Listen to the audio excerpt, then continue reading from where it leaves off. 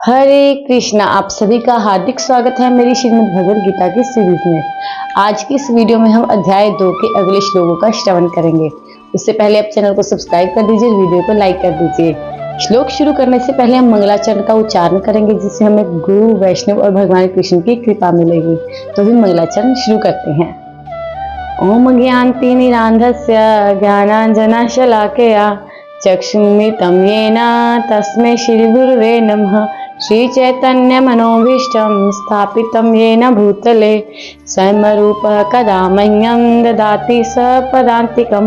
वन्देऽहं श्रीगुरु श्रीयुतपदकमलं श्रीगुरुन् वैष्णवांश्च श्रीरूपं सागरजातं सहगण रघुनाथान्वितं तं सजीवं सावधूतं सावधूतं परिजन सहितं कृष्ण चैतन्य देवं श्री राधा कृष्ण पादान् सहगण ललिता श्री विशाखान्वितांश्च।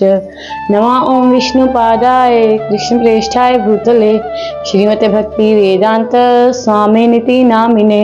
नमस्ते सारस्वते देवे गौरवाणी प्रचारिणे निर्विशेष शून्यवादी पाश्चात्य देश तारिणे।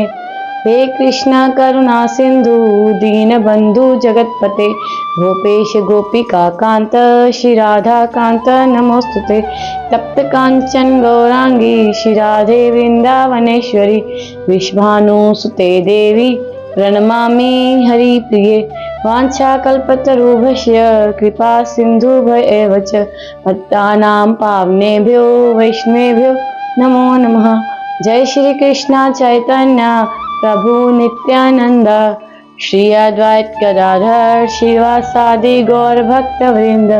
हरे कृष्णा कृष्णा कृष्णा हरे हरे, हरे राम राम राम हरे हरे। हरे कृष्णा। श्रीमद् भगवद गीता अध्याय 2 गीता का सार श्लोक संख्या 29। आश्चर्यवत् पश्यति किंचित् तदेन आश्चर्यवत् वदति तथा एव च अन्य आश्चर्यवच्च एनम् अन्ये शृणोति श्रुत्वा अपि एनं वेद न च एव किंचित्। अर्थ, कोई आत्मा को आश्चर्य से देखता है, कोई इसे आश्चर्य की तरह बताता है तथा कोई इसे आश्चर्य की तरह सुनता है, किंतु कोई इसके विषय में सुनकर भी कुछ नहीं समझ पाते। तात्पर्य, चूंकि गीतोपनिषद उपनिषदों के सिद्धांत पर आधारित है, अतः कठोपनिषद में इस श्लोक का होना कोई आश्चर्यजनक नहीं है। श्रवणयापि बहुभिर्न लभ्यया श्रियन्वन्तोऽपि बहवो य न विदुः आश्चर्यो वक्ता कुशलोऽस्य लब्धा आश्चर्य यस्य ज्ञाता कुशलानि शिष्ट। विशाल पशु, विशाल वटवृक्ष तथा 1 इंच स्थान में लाखों करोड़ों की संख्या में उपस्थित सूक्ष्म कीटाणुओं के भीतर अनु आत्मा की उपस्थिति निश्चित रूप से आश्चर्यजनक है। अल्पज्ञ तथा दुराचारी व्यक्ति अनु आत्मा के स्फुल्लिंग के चमत्कारों को नहीं समझ पाता, भले ही उसे बड़े से बड़ा ज्ञानी, जिसने विश्व के प्रथम प्राणी ब्रह्मा को भी शिक्षा दी हो, क्यों न समझाए। वस्तुओं के स्थूल भौतिक बोध के कारण इस युग के अधिकांश व्यक्ति इसकी कल्पना नहीं कर सकते कि इतना सूक्ष्म कण किस प्रकार इतना विराट तथा इतना लघु बन सकता है।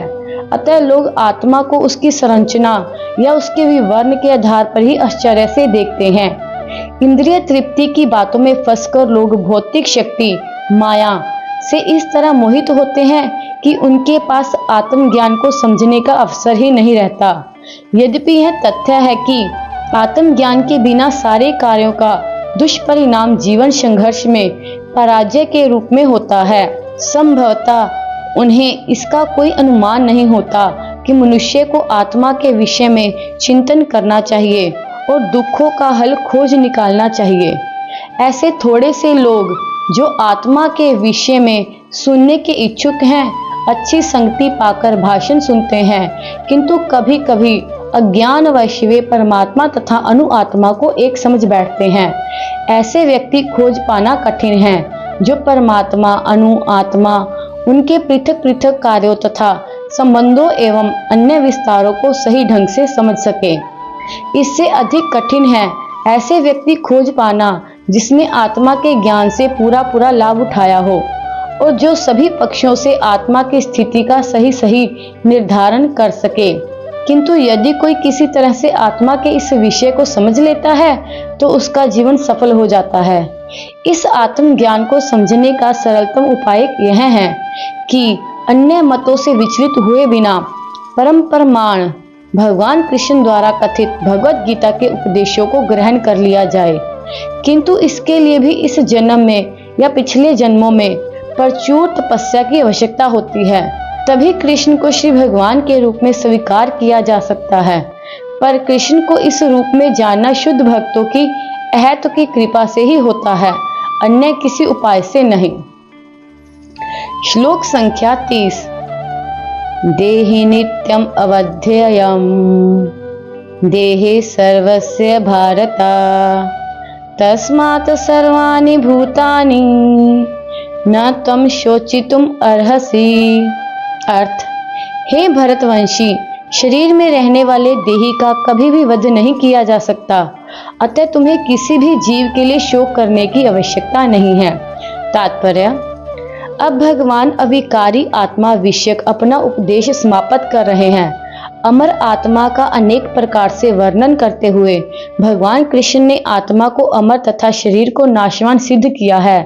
अतः क्षत्रिय होने के नाते अर्जुन को इस भय से कि युद्ध में उसके पितामह भीष्म तथा गुरु द्रोण मर जाएंगे, अपने कर्तव्यों से विमुख नहीं होना चाहिए। कृष्ण को प्रमाण मानकर भौतिक देह से भिन्न आत्मा का पृथक अस्तित्व स्वीकार करना ही होगा। यह नहीं कि आत्मा जैसी कोई वस्तु नहीं है या कि जीवन के लक्षण रसायनों की अन्य क्रियाओं के फलस्वरूप एक विशेष अवस्था में प्रकट होते हैं। आत्मा अमर है, किंतु इससे हिंसा को प्रोत्साहित नहीं किया जाता। फिर भी युद्ध के समय हिंसा का निषेध नहीं किया जाता, क्योंकि तब उसकी आवश्यकता रहती है। ऐसी आवश्यकता को भगवान की आज्ञा के आधार पर उचित ठहराया जा सकता है, स्वेच्छा से नहीं। आज का श्रवण हम यहीं पर समाप्त करते हैं। आगे की वीडियो में अगले श्लोकों का श्रवण करेंगे। हरे कृष्णा।